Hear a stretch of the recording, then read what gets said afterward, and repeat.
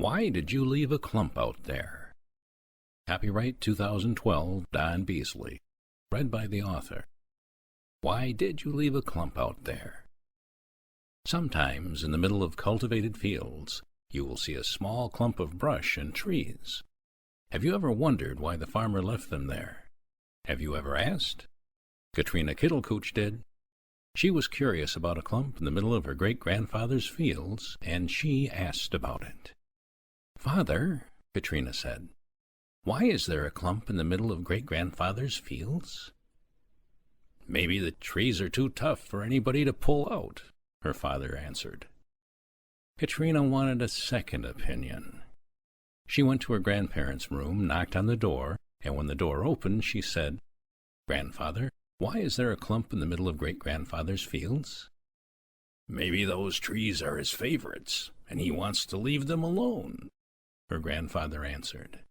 That wasn't enough for Katrina Kittlekooch either. She wanted to know for sure. She didn't want any maybes. She decided to wait until she visited her great-grandfather, and then she would ask him the question. The Kittlekooch family gets together often, so Katrina soon had an opportunity to speak with her great-grandfather. It was at her great-grandparents' house after a family dinner that she asked the question. "Great-grandfather," she asked, "why do you have a clump in the middle of your fields?" "Katrina," her great-grandfather said, "could I speak with you alone?" "Of course," she answered, and followed her great-grandfather up to the second floor of the house. He pulled down the folding stairs that led up to the attic and helped her climb them. It was dark at first, but their eyes became accustomed to the darkness, and they walked over to a window. Even though it was nighttime, they could see a long way from the attic window. The sky was clear, the moon was bright, and the snow on the ground made everything easy to see. Several acres away was the clump of brush and trees. Katrina's great-grandfather told her, "I could give you a lot of reasons for leaving that clump in the middle of my fields. I could tell you that the trees are too tough to pull out, or that they are my favorite trees. I could make up other reasons, too, but I won't." "Will you tell me what the real reason is?" Katrina asked. "No, not right now," he said. "Do father and grandfather know the real reason?" she asked. "No," her great-grandfather answered. Katrina looked at him and asked, "Why not?" "I'm not supposed to tell anyone," her great-grandfather said. "But you can make a special wish, and maybe you'll learn the secret that way."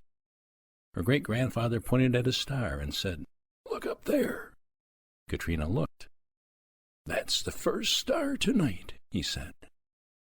"Do you want to make a wish on it?" "Yes," Katrina answered, and then she said, "Starlight, star bright, first star I see tonight. I wish I might have the wish I wish tonight." Katrina was quiet for a moment as she made her wish. When she was finished, she asked, "Did I do it right?" "Yes," her great-grandfather answered, "but you mustn't tell anyone what your wish was. Come on now, let's go downstairs and have dessert." They climbed down the folding stairs, and Katrina's great-grandfather carried her down to the dining room. He wouldn't say anything more about the clump, except, as he placed her in her chair, he softly told her, "Maybe later, Katrina. We'll just have to wait and see." Katrina was in an itchy mood for the next few days. She kept wondering about what her great-grandfather had said, and about what he had meant. Why had he said, "We'll just have to wait and see"? Why couldn't he tell her? And finally, why didn't her father or her grandfather know the real reason for the clump in the middle of the fields? Katrina felt better after a week of wondering. She had decided that her great-grandfather had been right. She would just have to wait and see. Wondering and wondering wasn't getting her anywhere, so she'd try waiting, at least for a little while. 10 days after the family dinner, Katrina got a letter in the mail. She seldom received letters and had never, absolutely, certainly, and positively never received a letter like that one before. Who could have sent it? There were no markings on the envelope except her name. There was no return address. There wasn't even a postmark. It was all very strange. Just as Katrina began opening the envelope, the telephone rang. She laid down the letter and answered the phone. A pleasant voice said, "Katrina, you must open the letter in total darkness. If there is any light at all, the letter will be ruined." "Who are you?" Katrina asked. "I must go now, Katrina," the voice said, and that was the end of the conversation. Katrina's father asked, "Who was that?" "I don't know," she answered. "They just told me to open my letter in the dark. They said it would be ruined if I didn't." "That's strange," her mother said. Katrina told her, "I think that I'd better do as the voice suggested. Where can we make it completely dark?" The Kittlekooches worked together and darkened Katrina's bedroom. Even her grandparents helped. Towels were hung over the cracks in the window shades. Rugs were pushed against the bottom of the door. The alarm clock that had a shining dial was unplugged. They got rid of every bit of light in the room. "Ready?" Katrina asked. "Ready," everyone answered. "Okay," Katrina said, and she opened the letter in the total darkness. "Oh," everyone said with surprise and happiness. "My goodness," her grandfather said. "It's beautiful," her mother said, and she was right. A lovely cloud of stars had burst from the envelope. The stars flickered throughout the room, making the Kittlekooches feel like they were surrounded by silent fireworks. They smiled and stared and put their fingers to their chins as they watched the twinkling stars swirling toward the ceiling. The stars began forming patterns on the ceiling. The patterns became letters, and then they became words, and finally they became a shining, winking message. The message read, "Dear Katrina, your request has been received and reviewed by our committee. We are pleased to inform you that the committee has decided favorably in this matter and has ruled that your wish be granted. A representative will contact you in the near future and will coordinate the necessary arrangements. Congratulations, Miss Kittlekooch, and best wishes on your wish. Sincerely, the Starlight Starbright Wish Committee."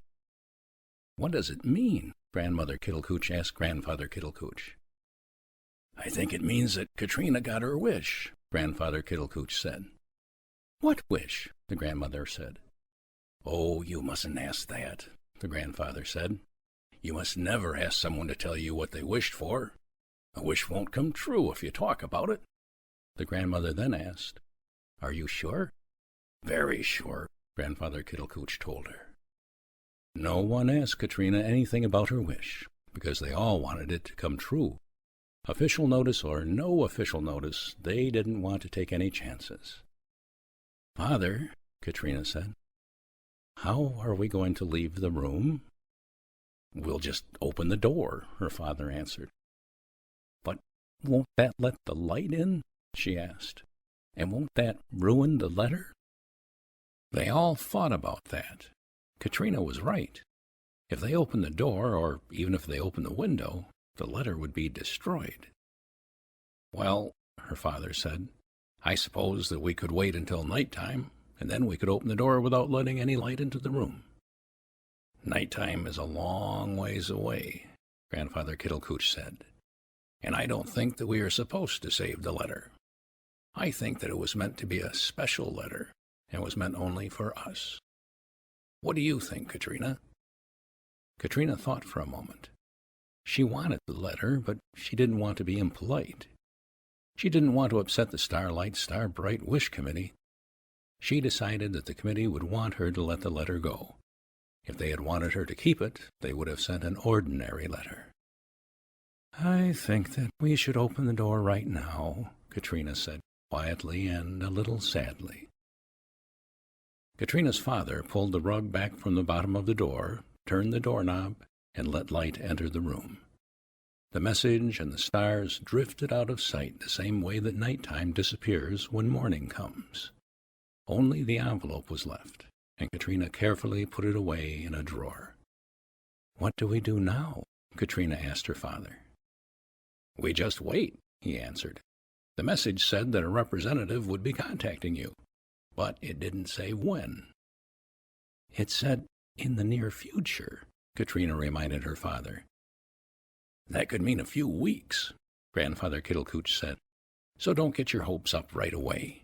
You'll get your wish, but you must be patient, and you mustn't tell anyone about it." Not telling anyone about her wish was easy for Katrina. It was easy because she wanted it very much and wouldn't take any chances on not getting it. Being patient was not so easy. She raced to the door every time the doorbell rang, but it was never the representative from the Wish Committee. She sprang to the telephone every time someone called, but it was never the pleasant voice that had told her about the letter. An itchy mood settled upon Katrina Kittlekooch again. The Kittlekooch family got together 10 days after the special letter arrived. They gathered at the great-grandparents' house because the great-grandparents were celebrating their 60th anniversary. Everyone was happy, and there were presents and surprises and movies and all sorts of excitement. Katrina forgot about her wish for a little while. She was enjoying herself too much. She was also looking forward to spending the weekend on the farm with the rest of her family. Only when she was in bed that night did she think of her wish. That was because she could see stars through the window before she fell asleep. The next morning after breakfast, Katrina visited the farm animals. She looked in on the cows and the goats. She patted the horse and the sheep. She threw corn to the chickens and the ducks, and then she stopped to see her favorites, the rabbits. Great-grandfather Kittlekooch was always concerned with the comfort of his animals. He made sure that they were well-fed, clean, and properly taken care of. He did a little extra for the rabbits because they were his favorites, too. The rabbits not only had wonderful coops that were always warm and dry, but they also had a playground built just for them. The playground had a slide, and a sandbox, and seesaws, and even a merry-go-round. Katrina liked to play with the rabbits, and they liked to play with her. "Good morning, rabbits," Katrina said. "I brought some greens and carrots from the house. Would you like some?" The rabbits definitely wanted the food that she had brought. They all hopped around her and chewed and swallowed everything that she gave them. When the food was gone, they went to the playground. Katrina sat on a bale of hay and watched the furry animals sliding and jumping and teeter-tottering. A big doe rabbit jumped onto the bale and sat beside the girl. Katrina began daydreaming, and she gently stroked the doe rabbit as she thought. She started thinking about her wish, and she said, "I wonder when my wish will come true. In the near future sure does take a long time." "You don't have to wait any more," a voice answered. Katrina was startled. She hadn't noticed anyone in the barn, and certainly hadn't expected anyone to answer her. She glanced around the barn, but she didn't see anyone. "Father," she called. No one answered. "Grandfather," she called. No one answered. "Mother, did you say something? Or is it you, grandmother?" Still, no one answered. "Okay, I know who it is," Katrina said. "It's you, Great-grandfather Kittlekooch, isn't it?" Once again there was no answer. I was sure that I heard a voice." "You did," someone answered. Katrina jumped off the bale of hay and looked all over the barn. She looked up and down and all around. She looked in every place that a person could hide. She didn't find anyone. "Who is here?" Katrina called. "Who is talking to me?" "I am," the voice answered. "Who are you?" she asked. "I am the representative for the Starbright Wish Committee." "Oh, you are," Katrina said. "Where are you? Can I see you? Are you invisible?" The voice chuckled a little and said, "You've been looking right at me, Katrina. You've even been petting me. Look over here. I'm sitting on the bale of hay." Katrina looked at the bale of hay, but she only saw the doe rabbit. She walked over to the bale, picked up the doe, and said to the empty air, "Maybe I was looking right at you, but I couldn't see you if you were invisible. Can this rabbit see you?" The voice said, "I am the rabbit." It was true. There wasn't any mistake. Katrina had felt the rabbit talking even though she hadn't been watching. The rabbit was the representative from the Wish Committee. "Excuse me," Katrina said as she put the doe back on the bale. "It's quite all right," the rabbit told her. "I don't think you've ever seen a talking rabbit before, so it's no wonder that you had trouble believing it. My name is Rhubarb." "Have you always been able to talk?" Katrina asked. "Oh, yes. There's always been a talking rabbit on this farm. My mother could talk, and her father could talk, and his uncle could talk, and, well, there's always been one of us that could talk." "Why?" Katrina asked. "It's a long story," Rhubarb said, "and I'll tell it to you after the trip." Katrina looked confused and asked, "What trip?" "Never mind, Katrina. Just follow me." Katrina went to follow the rabbit, but her legs felt funny. "Wait," she called. "My legs must have gone to sleep." "How do they feel?" asked Rhubarb. "Like they're full of stars," said Katrina. And then she looked very surprised and said, "My goodness, my whole body feels that way. It feels like a million little stars are poking me all over the place. And I feel dizzy, and I can't stand up any more. I have to get down on my hands and knees. I have to—" "Relax," Rhubarb gently said. "You'll feel better very soon. It's all part of the wish. It's all very special and requires special magic. Now, how do you feel?" "Different," Katrina answered. "You are different," Rhubarb said. "Well, I think I'll try to stand up now," Katrina announced, but she fell over when she tried. "Be careful," Rhubarb said.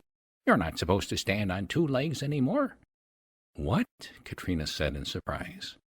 "Why can't I stand up?" "Because," Rhubarb told her, "you are now a rabbit. It's all part of the wish, so don't be worried. Come on now, we've got things to do." And the doe rabbit nosed through a little swinging door and left the barn. That was easy enough for Rhubarb to do, but Katrina was having problems. She needed a little more practice before she could hop properly. She took a few practice hops and finally coordinated her legs enough to make it through the swinging door. Rhubarb was waiting outside in the exercise run. When she saw Katrina stumble through the door, she said, "Watch me and you'll see how easy it is. There's really nothing to hopping, see?" Rhubarb hopped all around in the snow. "That does look easy," Katrina said, and she tried it. "That's it. You've got the hang of it," Rhubarb said. "You're ready to do some real field crossing. Come on, follow me." The doe rabbit crawled into a secret burrow, and a moment later she emerged on the outside of the fence. Katrina also went into the burrow and was soon sitting beside Rhubarb. "Ready?" asked Rhubarb. "Ready," said Katrina, and they were off. They hopped quickly out of the barnyard and entered a long row of trees. With Rhubarb in the lead, they scurried beneath the trees and pranced further and further from the barn. They crawled under brush piles and jumped over logs. They slipped between saplings and squeezed through thickets. They hurried and scurried and pranced and danced until Katrina gasped, "Wait a minute, I can't keep up with you any more. How much further?" Rhubarb stopped to let Katrina rest and said, "We just have to leave this fence row, cross a few acres of open field, and enter the clump." "The clump?" Katrina said. "Of course," Rhubarb answered. "Where did you think we were going?" "I didn't know," Katrina told her. "I suppose that I should have guessed about the clump. Well, I'm rested now, so let's go. I'll even race you." Katrina started to run into the open field, but stopped when Rhubarb— "Stop!" "What's wrong?" Katrina asked. Rhubarb explained. "You don't know anything about being a rabbit. You don't know about the dangers, or what to look out for. You must promise that you will follow me from now on and not go racing off by yourself." Katrina promised to pay more attention to Rhubarb, and they carefully headed toward the clump. They arrived at the clump safely and entered a hole in the base of a tree. Rhubarb entered first and said over her shoulder, "Watch your step. It's very steep in here." Katrina tried to be careful as she stepped into the tree, but she didn't expect the burrow that went almost straight down. She fell head first into the burrow and went skidding down as if it was a slide at the playground. "Oof!" Katrina grunted as she landed at the bottom of the burrow. "I guess that it was steeper than I thought." She got to her feet, glanced up to see where Rhubarb was, and was amazed at what she saw. She had fallen into a long, wide room where dozens of animals were doing dozens of things. There were rabbits and pheasants and mice and squirrels and salamanders and frogs and many other creatures. The animals were eating and bathing and listening to stories, and there were lamps and cupboards and tables and special drinking fountains. There were enough unusual sights in that room to keep Katrina watching for a long time. "How did all this happen?" Katrina asked Rhubarb. "Sit down on this moss mattress," Rhubarb told her, "and I'll tell you the story of the clump." Katrina sat on the soft mattress and listened as Rhubarb told his story. "A long time ago, your great-grandparents settled on this land. It was still forest when they started homesteading, and they knew that it would take a lot of work to turn it into a farm. That didn't bother them, though. They just unpacked and started working. First, they built a small cabin for themselves, and a small shed for their horse and their cow. The next thing they did was clear some of the land for a garden. After the garden was planted, they improved the buildings, and then they cleared more land to plant more crops. They built a barn. They cleared more land and started an orchard. They worked very hard and were very happy, especially when your grandfather was born. The clump came about because of your grandfather, even though he doesn't know it. You see, Katrina, your great-grandfather was a very proud and a very concerned father. He would look at your grandfather, who was his son, and he would think of the future. He would wonder if there would be any wild land or wild animals left for his son to watch and to enjoy. It was a problem for your great-grandfather. "This is good farmland," he would say, "and it needs to be farmed. There are people to be fed." But he was sorry to cut down the beautiful trees and thickets where the animals lived. One night he went out walking. The next morning he was going to clear the last of his land, and that made him very sad. He knew that it had to be done, but he would hate to do it. He looked at the moon and said, "Old man in the moon, do you have any suggestions?" Well, the man in the moon didn't have anything to say, but a little star beside the moon twinkled and caught your great-grandfather's attention.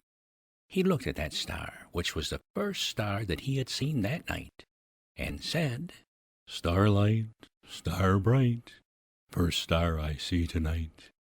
I wish I may, I wish I might have the wish I wish tonight." Then your great-grandfather Kittlekooch made his wish. You can guess what it was, Katrina, so I don't have to tell you. Nothing happened. The man in the moon still didn't say anything, and the star just twinkled a little more. Your great-grandfather became even more discouraged. He had always felt that a really sincere wish just might come true. With worry in his heart, he turned around and headed back toward the farmhouse.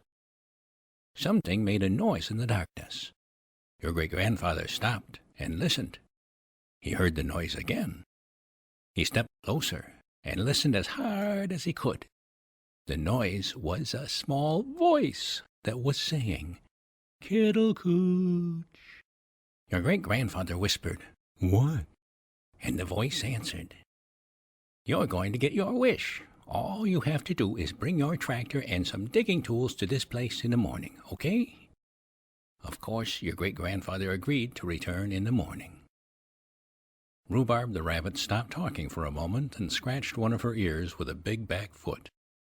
The delay in the story made Katrina impatient, and she said, "Who was saying Kittlekooch?"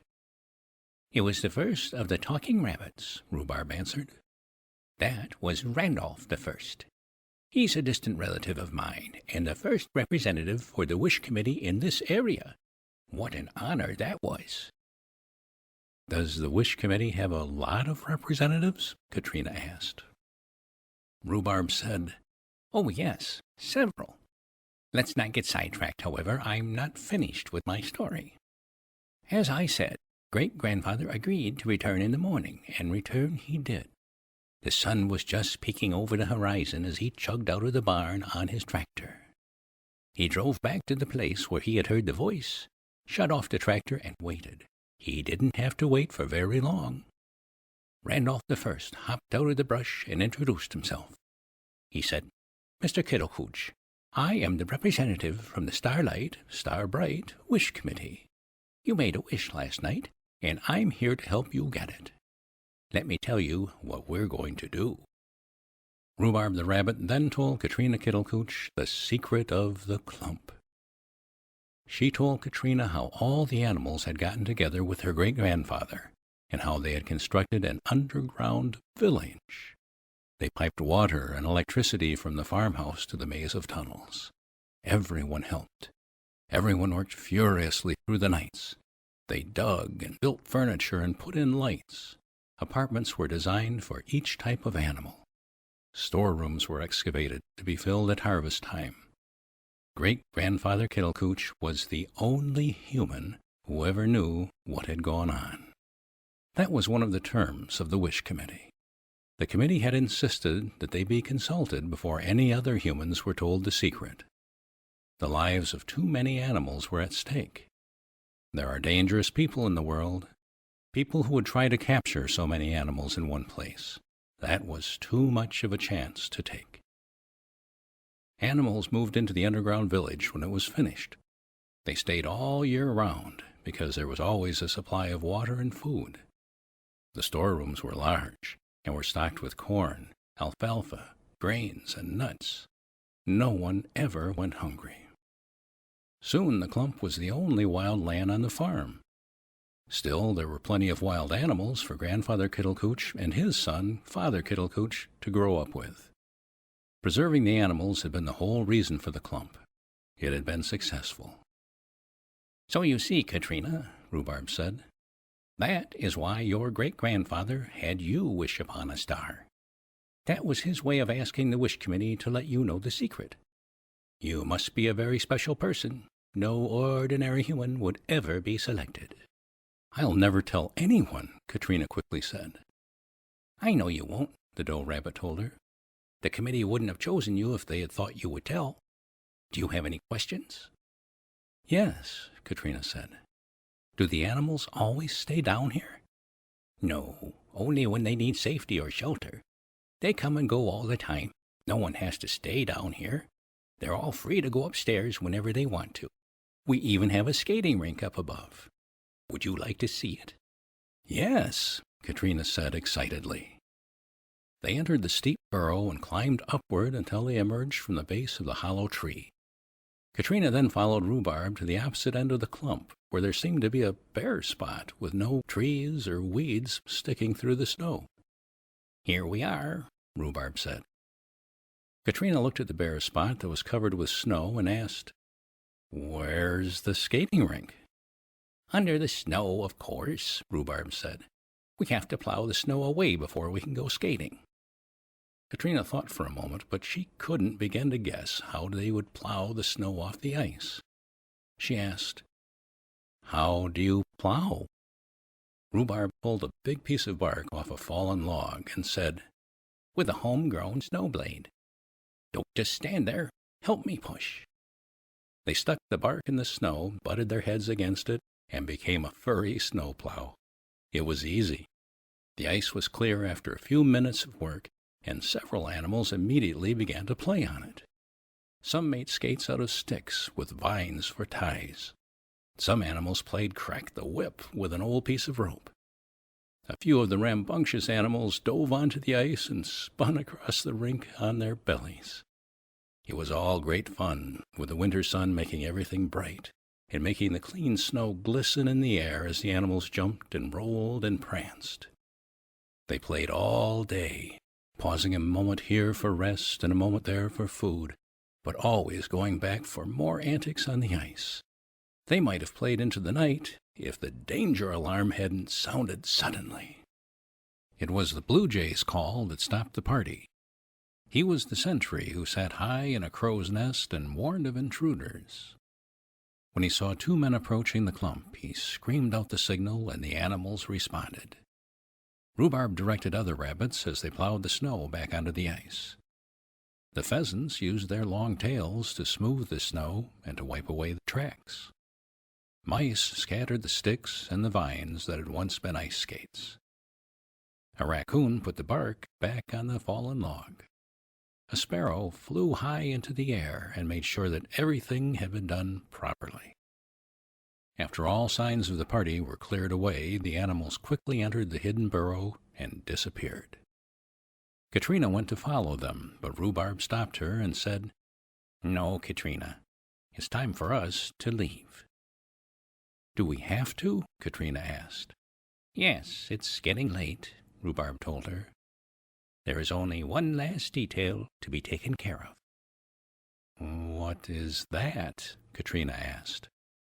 "Please sit down," Rhubarb said, "and you will see." Katrina sat down as a rabbit sits down and began feeling those prickly little stars again. "Hello, Katrina, where have you been?" a voice asked. Another voice said, "We've been looking all over. Why do you have one of great-grandfather's rabbits out here?" Katrina, who had turned back into a girl, looked up from where she was sitting. "Hello, Father and Grandfather," she said. "I've just been visiting the clump." "I used to play here," her father said. "So did I," said her grandfather. The two men were quiet as they looked at the clump and remembered playing there when they were children.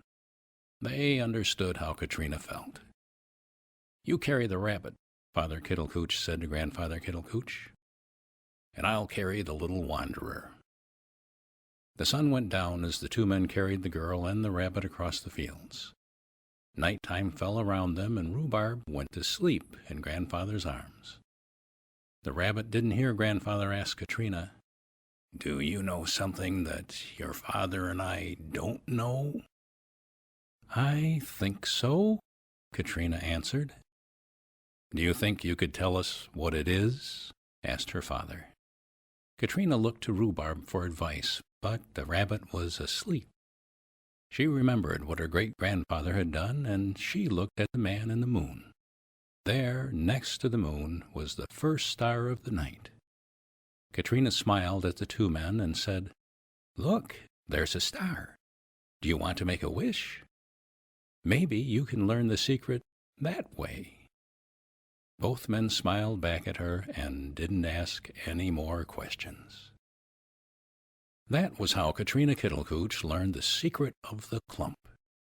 She just made a wish, and it came true. Perhaps your wishes will come true, too, if you are sincere. You don't believe me? Well, just wait until your foot seems to fall asleep, and it seems like a million little stars are poking it. You'll want to believe me then. The end.